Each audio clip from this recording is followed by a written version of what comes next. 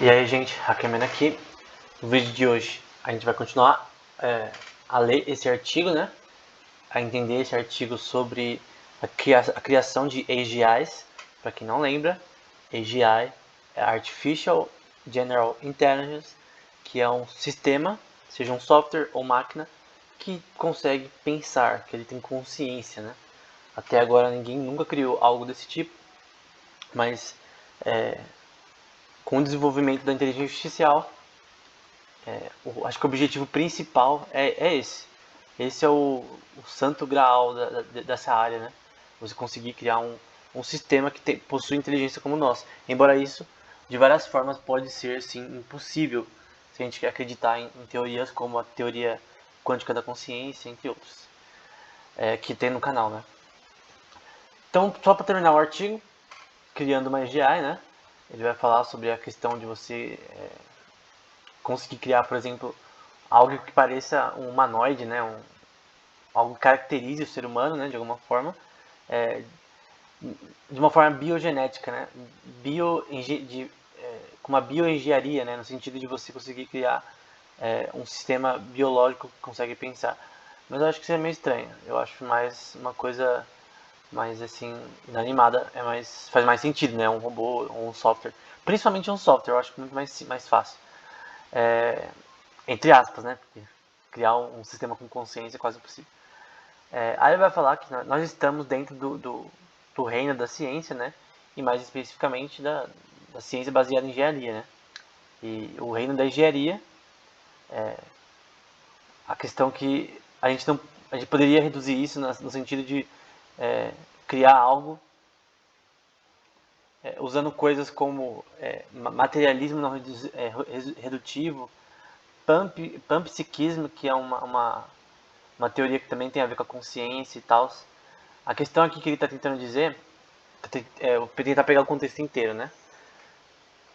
A gente quer criar um sistema que consiga pensar, uma máquina, um software, seja o que for, seja de forma com bioengenharia ou de forma totalmente virtual, no sentido de um software ou um robô. Mas a questão é que os aspectos filosóficos, como essa parte do materialismo não redutivo e do panpsiquismo, são coisas importantes para a gente conseguir entender como fazer isso. Aí ele vai citar, por exemplo, David Chalmers, né? Então, essa teoria do aspecto duplo, né? Da questão do da consciência, né? Da parte lógica que a gente consegue computar no computador. Por exemplo, você consegue fazer na sua cabeça contas, tipo 20 mais 20, raiz quadrada de 70, você consegue. E o computador também. Só que quando a gente vai para a parte subjetiva, como felicidade, como amor, como dor, a gente não consegue computar isso no computador da forma que a gente computa no nosso cérebro. Uma das teorias, até porque o David Chalmers poderia dizer isso, que o cérebro ele não, ele não opera funções computáveis, né? Então quando alguém, por exemplo, abraça alguém e sente um sentimento, esse sentimento é algo totalmente subjetivo. E embora a gente consiga saber as áreas do cérebro que estão ativadas, os tipos de neurônio que estão ativados devido a esse abraço, a gente não consegue entender como que isso funciona.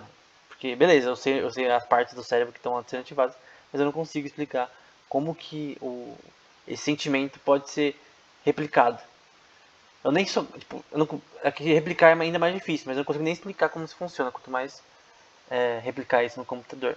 Como eu poderia fazer uma máquina que consegue sentir dor, por exemplo? Isso é algo extremamente complexo, porque você teria que definir o que é dor. Porque a dor não é simplesmente a parte física, né? A parte física é o input, né? Que vai, tipo, quando você aperta, por exemplo, você pega o seu braço e aperta ele com a unha, você vai sentir uma dorzinha. Muito disso é totalmente algo relacionado ao seu corpo e ao seu cérebro, a, a, a estímulos que você está provocando no seu braço para o cérebro entender que está doendo, como uma forma de autoproteção, né? Mas como você replica isso numa máquina, por exemplo? essa é a chave, na verdade. Se a gente conseguir entender isso, a gente vai entender como criar uma AGI, né?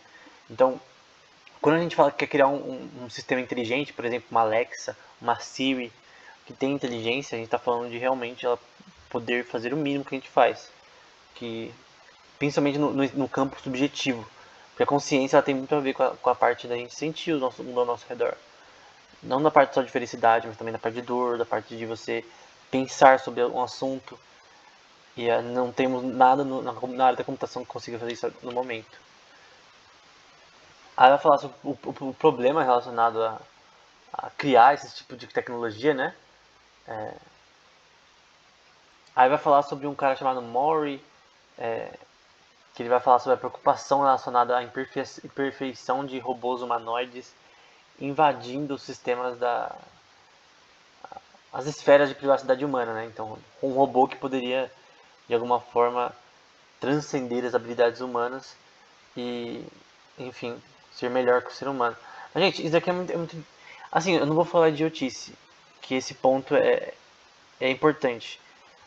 Quando uma pessoa pensa que a inteligência artificial ela pode, sei lá, fazer algum mal aos seres humanos, ela criar uma inteligência que realmente possua AGI, é meio estranho, não tem nada a ver.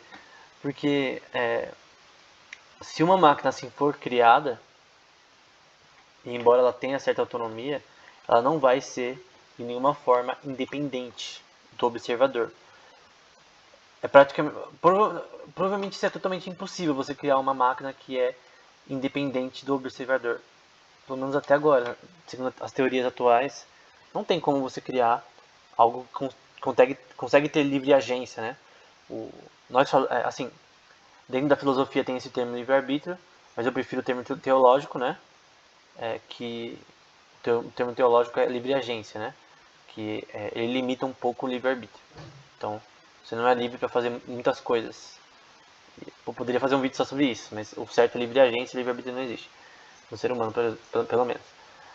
Mas a questão é como. Imagina que um computador tenha livre agência, né? Você vai jogar um jogo, tem um NPC no jogo, e ele decide que não vai atender você, né? Você quer fazer uma quest e o NPC não tá afim. Ele não com a sua cara, não sei se disse alguma coisa dele não gostou. Vamos supor que a gente conseguisse chegar nesse nível. Beleza, mas nada disso seria algo ruim para o ser humano, porque aquilo ali é só um jogo, ele está totalmente controlado naquele sistema. Então, eu acho, na minha opinião, idiotice você pensar que é um sistema dependente do observador, ou seja, ele depende de nós para subsistir e para realmente ter suas vontades, consiga se opor ao ser humano nesse sentido. Então, eu creio, né, que a inteligência artificial ela pode um dia ocupar um lugar na questão de ser uma máquina cada vez mais inteligente, mas nada no nível de conseguir livre agência. Basicamente isso. Essa é a minha opinião, na verdade, não é o do artigo. Aí vai falar sobre a questão metafísica, que o David Chalmers vai falar bastante. Lembrando que esse paper não é dele, né? A gente só está citando ele. A gente já viu no canal o David Chalmers, um cara importante nessa área, é o doutor de filosofia. E ele vai falar sobre dessa parte metafísica, né? Porque é estranho que os neurocientistas eles excluam totalmente a parte metafísica do pensamento humano. Porque é totalmente intuitivo, embora a gente não pode provar cientificamente atualmente, que nós temos algo metafísico relacionado ao pensamento, algo que a gente poderia chamar de alma ou espírito. Essa não é a opinião científica, como eu já disse várias vezes. Ainda o máximo, a opinião mais científica possível que chega perto disso é a teoria quântica da consciência, que vai explicar como a consciência é feita, assim, feita não, é processada, né, nesse sentido. Mas a questão é que a gente tem que deixar um pouco nessa parte da mente humana, essa parte somente do campo material e tentar atingir algo relacionado ao campo metafísico, né? Então, o que é o metafísico? É o que vai além da física. É isso que significa metafísico. E é uma coisa que Aristóteles, praticamente ele que inventou, né, esse termo. Mas é basicamente um reino de coisas que a ciência não pode explicar. Por exemplo, alegria. Você não consegue explicar isso cientificamente. fisicamente, quimicamente. Você pode dizer, não, quando a pessoa está feliz, essas áreas do cérebro são ativadas, essas reações químicas proteicas acontecem, essas ações metabólicas, mas enfim, você pode explicar tudo isso, mas ainda assim não vai explicar como que a pessoa fica feliz. O que faz ela ficar feliz? É claro que é o ambiente ao redor, mas cada pessoa tem a sua própria visão de felicidade. Então, isso tem a ver com a vontade dela. Então, uma pessoa está feliz com isso, outra pessoa pode não estar com a mesma coisa. Então, não é uma coisa linear, ou não é uma coisa fixa, é uma coisa totalmente livre, de um livre agente, né? De um livre agente, uma coisa totalmente, uma escolha que você pode ter, né? O ser humano ele pode optar por escolhas de uma forma independente, ele é um ser independente do observador, diferente das máquinas. Então, é importante a gente ter esse lado subjetivo da mente e tentar, de alguma forma, unir essa parte subjetiva e parte objetiva na parte científica, né? Então, a neurociência deveria olhar mais para a coisa metafísica do pensamento, para conseguir, sabe, manter essa área, né? Porque até agora ninguém consegue explicar como a mente funciona. Essa é a verdade, ninguém consegue explicar as coisas que eu estou falando aqui. Por exemplo, da questão subjetiva da mente, ninguém consegue explicar por enquanto. Então, talvez olhar para o lado mais subjetivo, mais metafísico da coisa seria uma opção. E aí a conclusão vai falar que a AGI, ela provavelmente um dia vai existir, né? Ela precisa ter uma coisa de consciência em primeira pessoa, no sentido de ela conseguir ter livre agência. E esse conceito, esse princípio, ele satisfaria a questão do cyborg, né? Da questão de um ser criado pelo ser humano, né? Que tem inteligência. Mas enfim, isso é muito mais complexo do que parece. Então ele vai falar, já que essa máquina não roubaria um cérebro, né? Como por exemplo de esquilo que vai falar, né? Isso não seria integrado como roubar a consciência em um sentido relativo, né?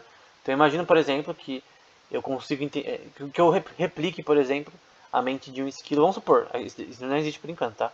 Vamos supor que existe, vamos supor que alguém conseguiu replicar a mente de um esquilo num computador ou num robô. É o mesmo esquilo? Se todos os processos estão ali? Depende. Depende de qual teoria você agrega. Se você crer que o esquilo ele tem uma parte metafísica que não pode ser copiada dessa forma, então a gente vai dizer que não é o esquilo. Ele pode ter as mesmas funções de um esquilo, né? Ele pode fazer as mesmas coisas, mas ele não consegue ter a mesma consciência dele. Enfim, é só aqui uma parte mais especulativa, né?